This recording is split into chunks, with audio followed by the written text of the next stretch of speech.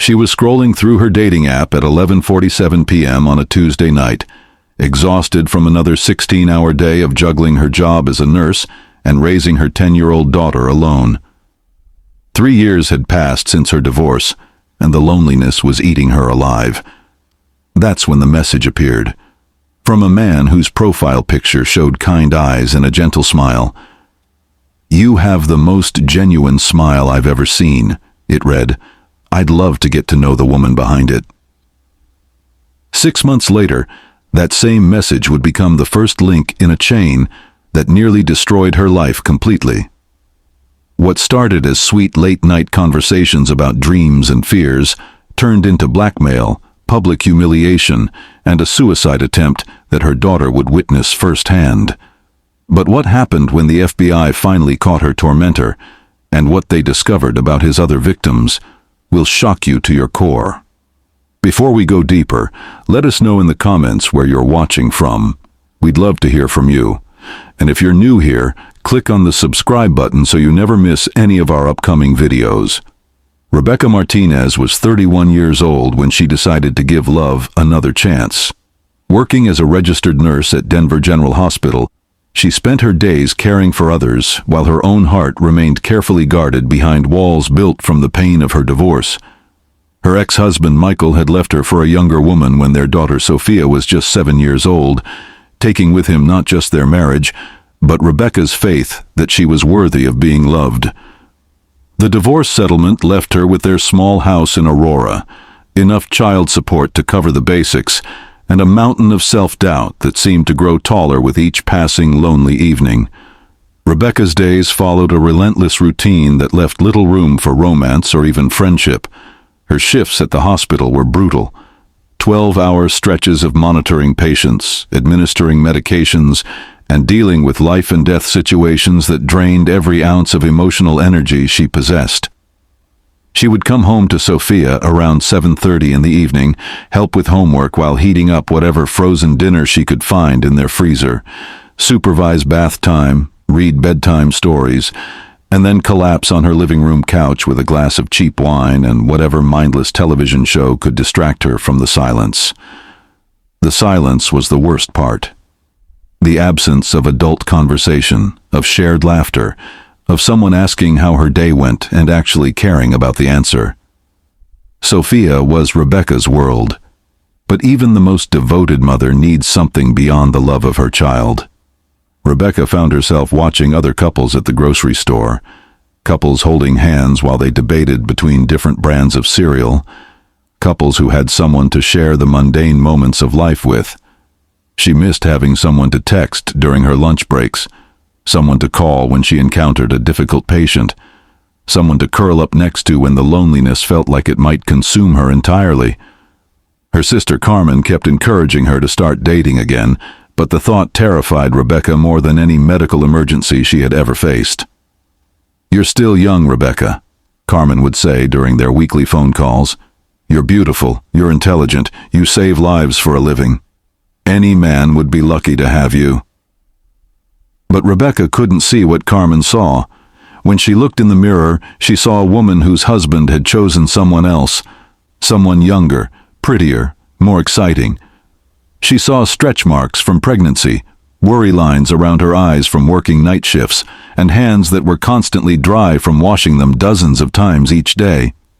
She saw someone who had failed at marriage and was probably destined to fail at love again. But loneliness is a powerful motivator, and on a particularly difficult Tuesday evening in March, Rebecca found herself downloading a dating app. Sophia had cried herself to sleep after a phone call with her father got canceled at the last minute. Again. And Rebecca sat in her daughter's bedroom long after the tears had stopped, wondering if she was enough.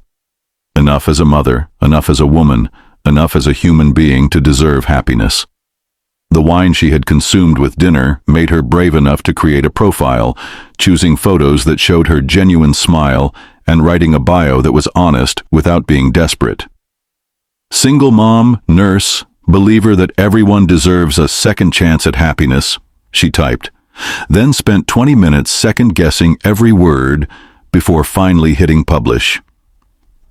For the first week, Rebecca's experience was everything she had feared it would be.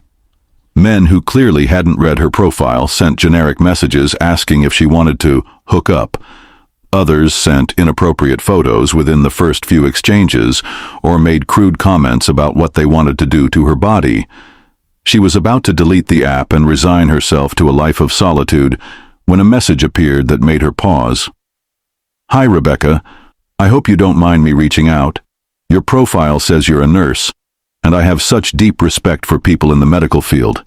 My name is David, and I'd love to learn more about what drives someone to dedicate their life to caring for others." David Thompson's profile indicated he was 35 years old, divorced with no children, and working as a freelance marketing consultant based in Seattle. His photos showed a handsome man with kind eyes and a warm smile, someone who looked like he could be trusted with important things. Unlike the other men who had messaged her, David asked thoughtful questions about her work, her interests, and her experiences as a single mother. He seemed genuinely interested in getting to know her as a complete person, rather than just viewing her as a potential conquest. Their first conversation lasted until nearly 2 in the morning. David wanted to know everything: what had drawn her to nursing, what her typical day looked like, how she balanced the emotional demands of her job with raising a daughter alone. He listened without judgment when she told him about her divorce, offering gentle words of support, without trying to fix her or minimize her pain. "It sounds like you've been incredibly strong through some really difficult times," he texted. "Sophia is lucky to have a mother who works so hard to provide for her and still has so much love to give." As days turned into weeks, David became a bright spot in Rebecca's routine. He would send her good morning texts that arrived just as her alarm went off, asking how she had slept and wishing her strength for whatever challenges the day might bring. During her lunch breaks, she would find messages asking about her patients, her coworkers, or simply checking if she had remembered to eat something healthy. In the evenings, after Sophia was in bed, they would have long phone conversations that stretched late into the night, talking about everything from their childhood memories to their hopes for the future. David seemed to understand the unique challenges of single parenthood in a way that surprised Rebecca. He asked thoughtful questions about Sophia's adjustment to the divorce, offered gentle suggestions when Rebecca shared her parenting struggles, and always remembered details about her daughter's school events or friend drama. "You're doing an amazing job with her," he would say during their nightly calls. "I can hear how much she means to you in your voice when you talk about her. She's going to grow up knowing what real love looks like because of how you care for her." What Rebecca didn't know was that every word of understanding, every gesture of kindness, every moment of seeming genuine connection was carefully calculated.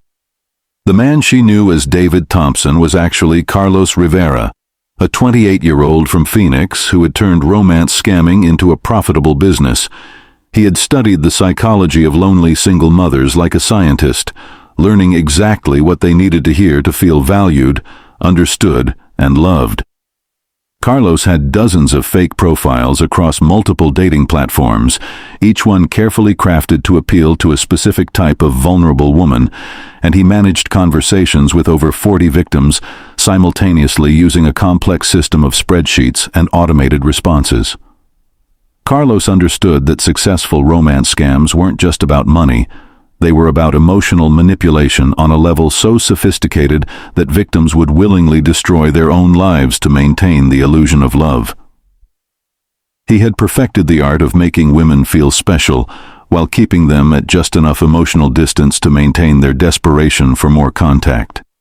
He knew exactly when to be supportive, when to be unavailable, when to share false vulnerabilities that would deepen their emotional investment in the relationship. Rebecca had fallen completely into his trap. She found herself checking her phone constantly for David's messages, smiling at his jokes, sharing intimate details about her fears and dreams that she hadn't told anyone else.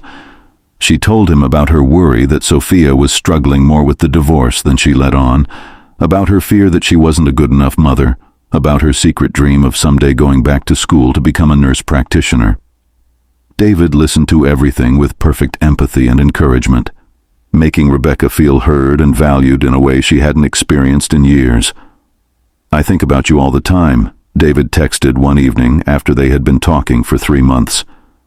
"I know we haven't met in person yet because of my work travel, but I feel closer to you than I've ever felt to another person. You're incredible, Rebecca. Strong and caring and beautiful inside and out. I can't wait until we can finally be together." Rebecca felt her heart skip as she read his words.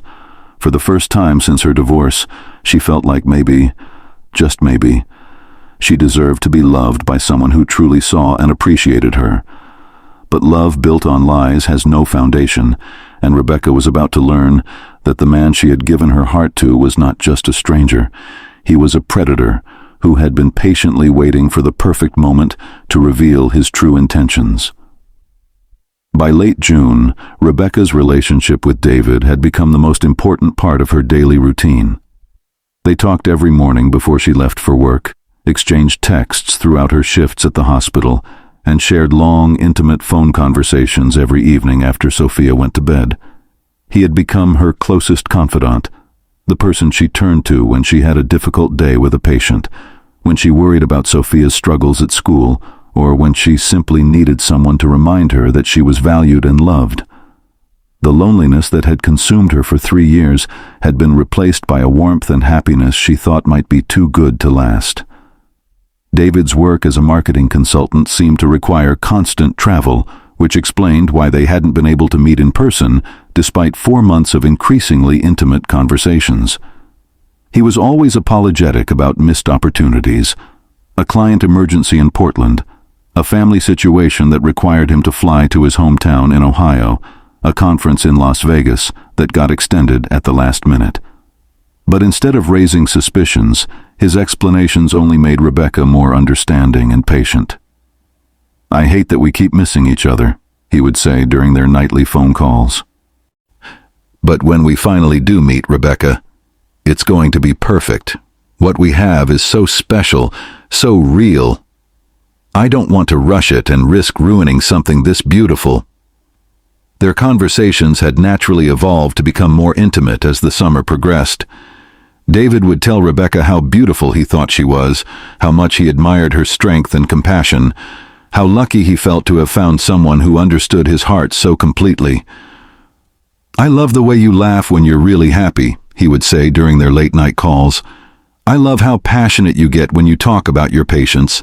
I love imagining what it will feel like to hold you, to wake up next to you, to be the person who gets to see you first thing in the morning before you put on your brave face for the world." Rebecca found herself responding to David's romantic words with increasing openness about her own desires and feelings. The divorce had left her feeling sexually invisible, like a woman whose body had been rejected and whose sensuality had died along with her marriage. But David made her feel desirable again, beautiful again, worthy of passionate love and physical intimacy. She began sharing her own fantasies about their future together, describing how much she missed being touched by someone who loved her, how much she longed for physical connection with a man who truly saw and appreciated her. On a warm Saturday evening in July, as thunderstorms rolled across the Denver skyline and Sophia was spending the weekend with her father, David brought up something during their phone call that made Rebecca's pulse quicken with a mixture of excitement and nervousness. "I've been thinking about us a lot lately," he said, his voice soft and intimate through the phone, "about how connected we are emotionally, about how much trust we've built between us, about how much I want to be close to you in every way possible. I know this might sound crazy, and please tell me if I'm overstepping, but I'd love to see you, really see you, and share myself with you in the same way." Rebecca felt her breath catch in her throat. She knew exactly what David was suggesting, and part of her wanted it desperately. She had been celibate for over 3 years, and the physical longing she had been suppressing was becoming harder to ignore with each passing week of intimate conversations. She missed being desired by a man, missed the feeling of being seen as sexually attractive, missed the intimacy of sharing her body with someone who claimed to love every part of her. I don't know, David," she whispered into the phone.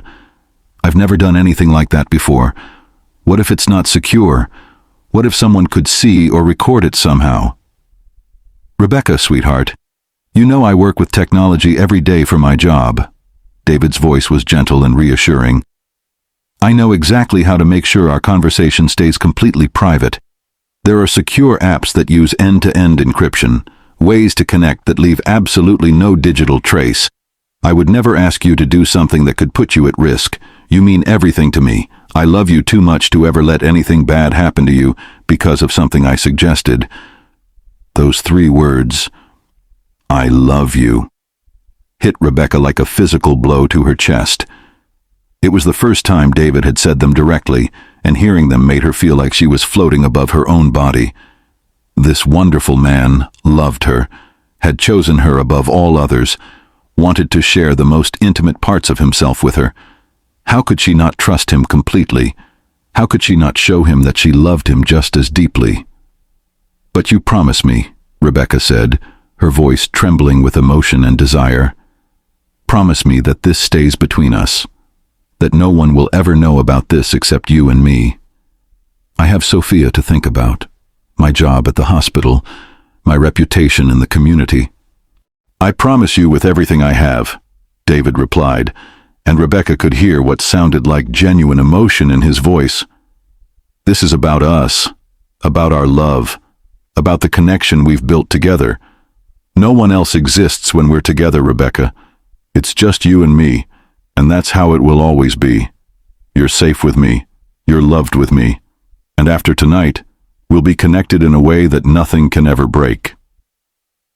What Rebecca couldn't see was Carlos Rivera sitting in his Phoenix apartment, surrounded by 3 computer monitors displaying active conversations with other women, his phone already equipped with screen recording software that would capture every second of what was about to happen in perfect high-definition clarity.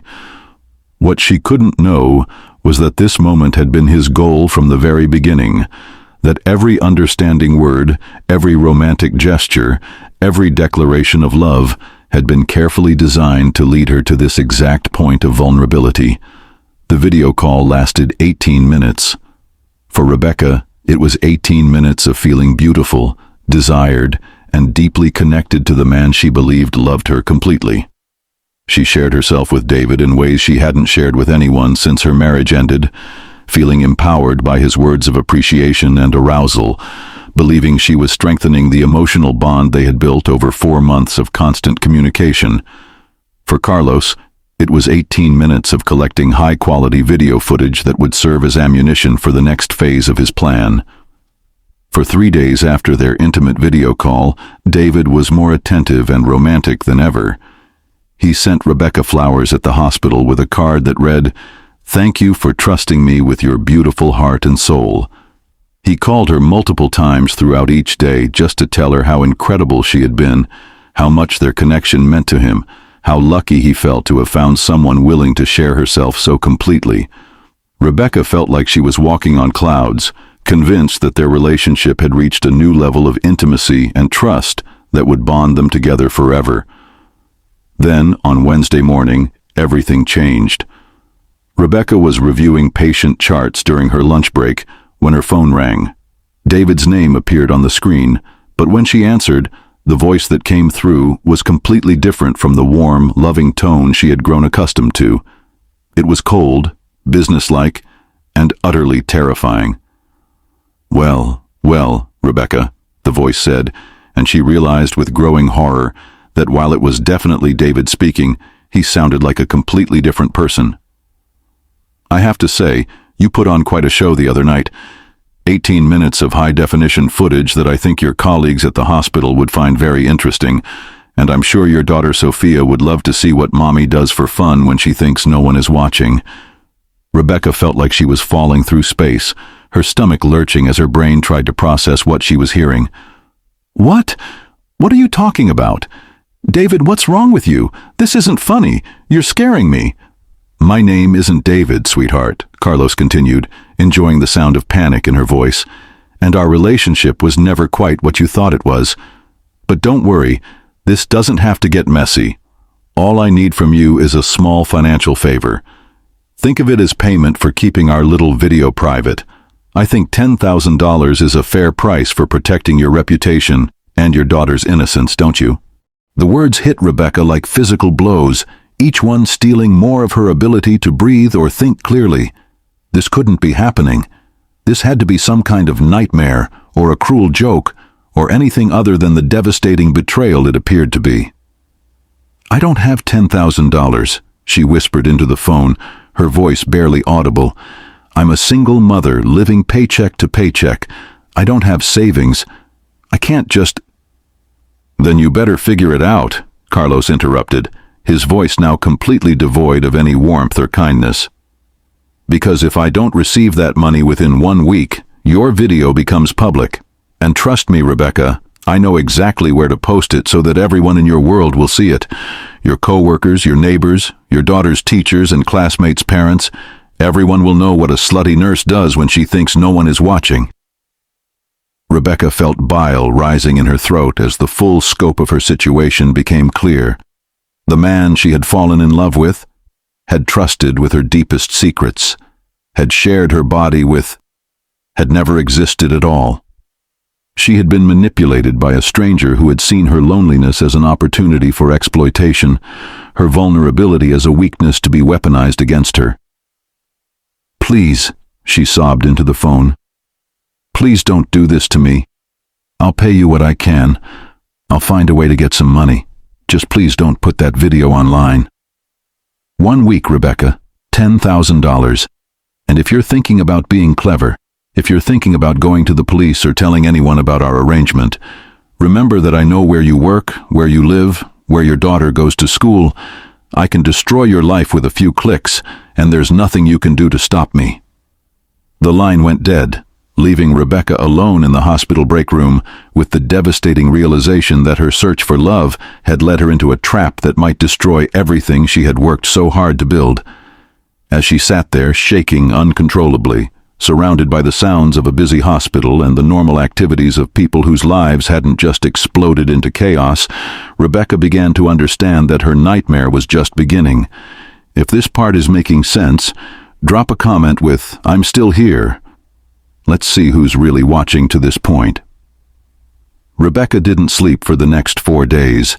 Every time she closed her eyes, she heard Carlos's voice threatening to destroy her life, saw her co-workers' faces when they discovered her secret, imagined Sophia's confusion and pain when other children showed her the video of her mother that everyone had seen.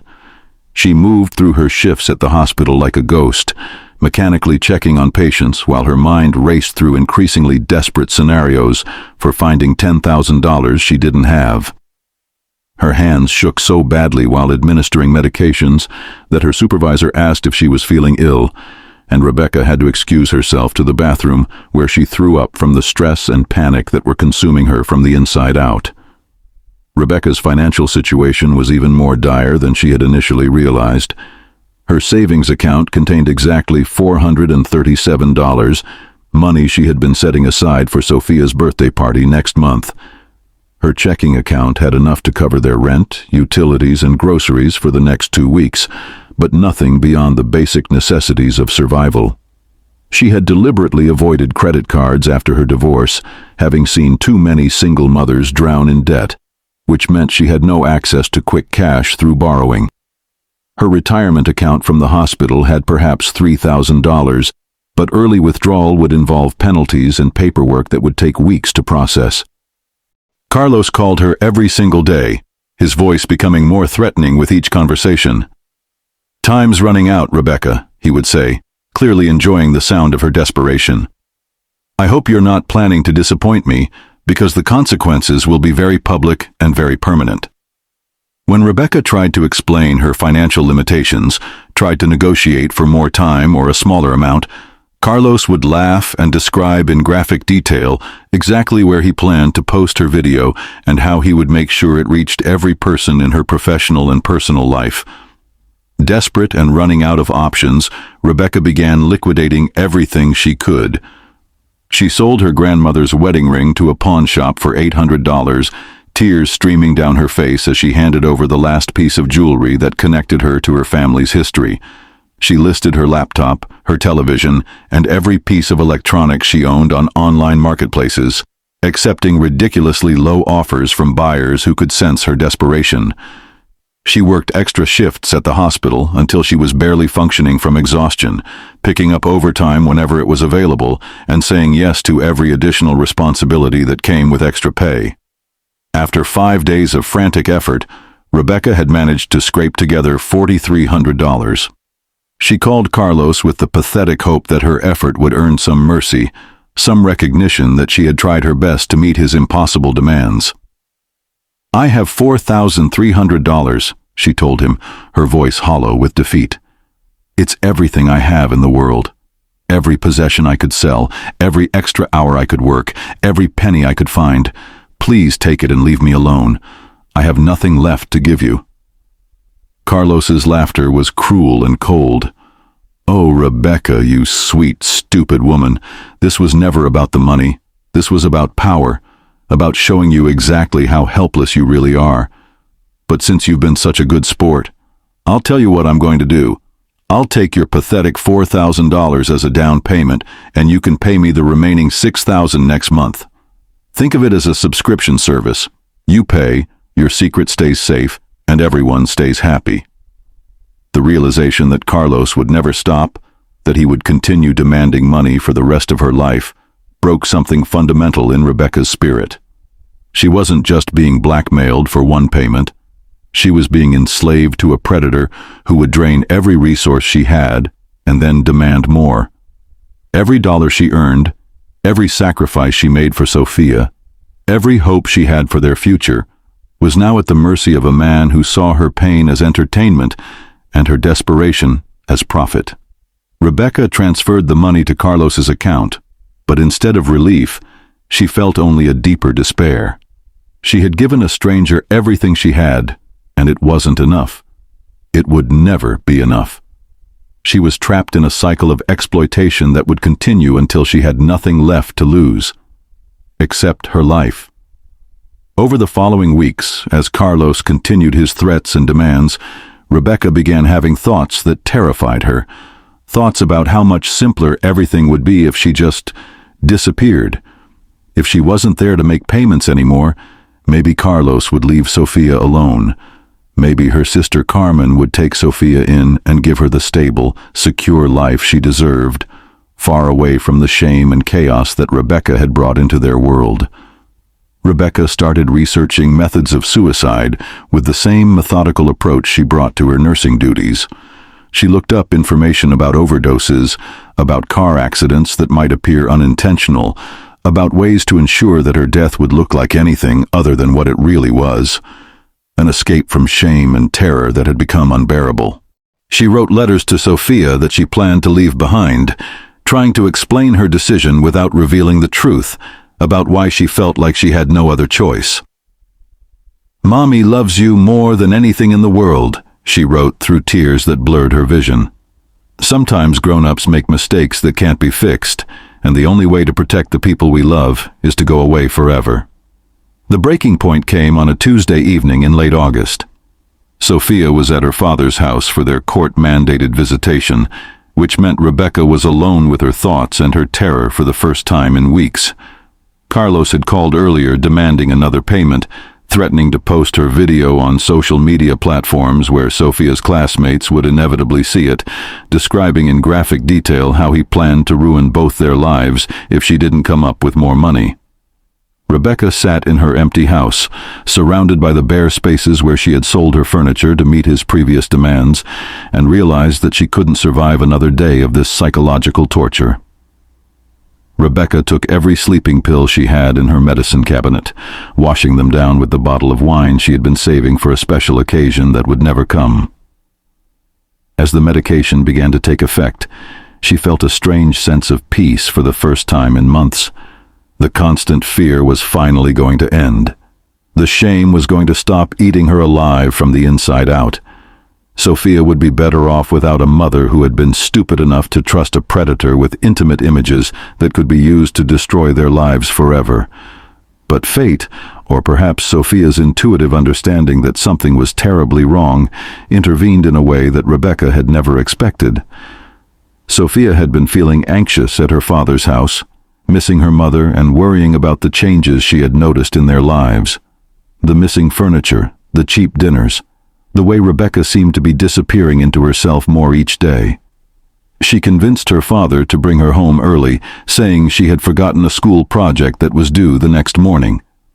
Michael found Rebecca unconscious on their living room floor at 9:47 p.m., her breathing shallow and her skin cold to the touch. Sophia watched in horror as paramedics worked to save her mother's life, not understanding what had happened, but knowing instinctively that her world was falling apart. Rebecca survived. Barely. Spending 3 days in the intensive care unit of the same hospital where she worked, while Sophia stayed with Carmen and asked questions that no one knew how to answer. It was Carmen who called the police, demanding to know what could have driven her strong, capable sister to attempt suicide. It was Detective Maria Gonzalez from the Denver Police Department's Cybercrime Unit who began investigating the financial irregularities in Rebecca's bank records, tracing the money transfers that had drained her accounts, and it was FBI Special Agent Jennifer Walsh who made the connection between Rebecca's case and a pattern of similar exploitation cases they had been tracking across multiple states. "Ms. Martinez," Agent Walsh said when she visited Rebecca in the hospital, "you're not alone in this. The person who did this to you has victims in 12 states that we know of. We've been building a case against him for 8 months, and your cooperation could help us put him away for decades. But more importantly, we can help you get your life back. What happened to you wasn't your fault. It was a carefully planned crime by a professional predator who has destroyed dozens of lives for profit." The investigation that followed revealed the shocking scope of Carlos Rivera's operation. He had been running romance scams and sextortion schemes for over 5 years, targeting vulnerable women across the country with a sophisticated network of fake profiles and emotional manipulation techniques. The FBI discovered evidence of over 200 victims, many of whom had paid him thousands of dollars, and at least 6 others who had attempted suicide as a result of his blackmail and psychological torture. Carlos was arrested at his Phoenix apartment in a raid that recovered computers filled with explicit images of his victims, detailed spreadsheets tracking their payments and personal information, and communications with other criminals involved in similar schemes. He was charged with wire fraud, computer fraud, extortion, and conspiracy, facing a potential sentence of over 40 years in federal prison. During his trial, the full scope of his predatory operation became public, revealing a level of calculated cruelty that shocked even experienced law enforcement officials. But justice, while satisfying, couldn't undo the damage Carlos had inflicted on his victims. Rebecca returned to work at the hospital 3 months after her suicide attempt, but the trauma of her experience had changed her in ways that time couldn't heal. She struggled with trust issues that affected every relationship in her life, jumping at unexpected phone calls and constantly worrying that her secret would somehow become public despite Carlos's imprisonment. Sophia, now aware that her mother had tried to leave her forever, became clingy and anxious, requiring months of therapy to process her own trauma from that terrible night. Rebecca's financial recovery took even longer. The money she had paid to Carlos was never recovered, and rebuilding her savings while paying for therapy and legal expenses proved nearly impossible on her nurse's salary. She moved with Sophia into a smaller apartment, sold her car for a used model with higher mileage, and took on additional responsibilities at work to make ends meet. The shame of having been so thoroughly deceived continued to eat away at her self-esteem, even though she intellectually understood that she had been the victim of a sophisticated crime. The most difficult part of Rebecca's recovery was learning to forgive herself for the choices that had led to her victimization. In therapy sessions, she had to confront the reality that her desperate need for love and connection had made her vulnerable to a predator who specialized in exploiting exactly those human needs. She had to accept that wanting love, seeking companionship, and trusting someone who seemed genuine weren't character flaws. They were normal human desires that Carlos had weaponized against her. "What I want people to understand," Rebecca told Agent Walsh during Carlos's sentencing hearing, "is that this could happen to anyone. I'm an educated woman, a medical professional who deals with life and death situations every day. But when you're lonely and someone tells you exactly what you need to hear, when they seem to understand your heart in a way no one else has, it's easy to ignore the warning signs. These predators are professionals at manipulation. They study their victims like scientists, and they know exactly how to make intelligent people make terrible decisions." Carlos Rivera was sentenced to 37 years in federal prison, but the judge's words during sentencing provided little comfort to his victims. "The defendant has shown a level of calculated cruelty that is almost incomprehensible," Judge Patricia Chen said. "He didn't just steal money from his victims. He stole their ability to trust, their sense of safety, and in several cases, nearly their lives. The psychological damage he inflicted will last far longer than any prison sentence." Rebecca Martinez wanted love, but she found betrayal. She sought connection, but she discovered exploitation. She trusted a stranger with her heart, and that stranger nearly destroyed her life completely. Her story is not unique. It's one of thousands that law enforcement officials encounter every year as romance scams and sextortion schemes become increasingly sophisticated and devastating. According to the FBI, sextortion is a rapidly growing crime that has resulted in multiple suicides among victims who felt they had no way to escape the cycle of blackmail and shame. Rebecca survived her encounter with Carlos Rivera, but her life was forever changed by the experience. She learned that healing from this kind of betrayal is not just about financial recovery.